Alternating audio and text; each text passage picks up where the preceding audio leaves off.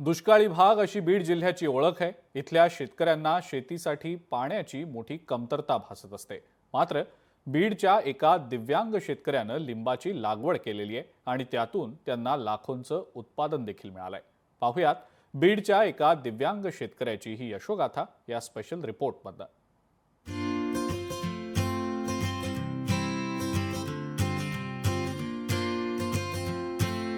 बीडच्या दिव्यांग शेतकऱ्याची कमाल बघा।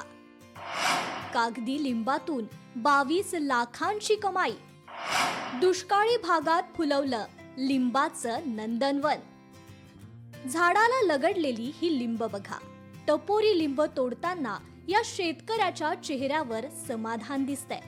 2 हेक्टर क्षेत्रावर ही बाग फुलवण्यात आली आहे आणि ही किमया केली आहे शशिकांत इंगोले या दिव्यांग शेतकऱ्याने।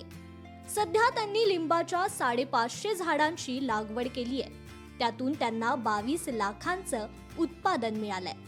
अजूनही 40 लाखांचं उत्पादन मिळेल अशी आशा इंगोले यांना आहे। या बागेचं उत्पन्नाविषयी जर बोलायचं जर म्हणलं तर गेल्या वर्षी या बागेचे 30 लाख रुपये पूर्ण झाले, जेणेकरून 666 झाडं चालू झालेली होती आणि 444 झाडं नंतरचे होते।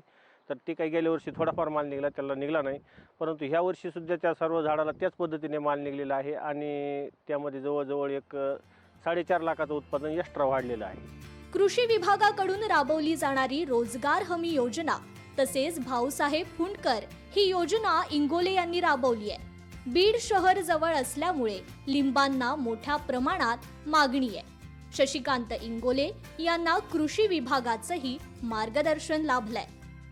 ह्याच मुख्यालयाचा विचार केला तर इथं कमीत कमी 5 हेक्टर पर्यंत आतापर्यंत लागवड केलेली आहे आणि इथून पुढे पण लोकांचा कला आहे की बाबा लिंबूवर्गीय पीक लागवड करावं।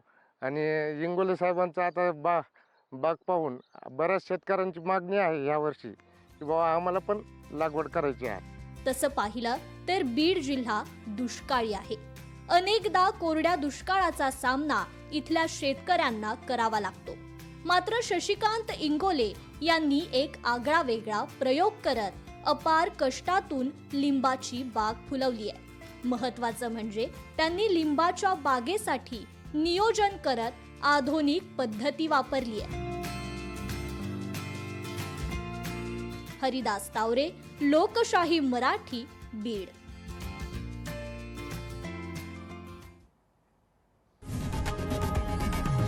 लोकशाही मराठी ऐका, पहा, जागरूक रहा।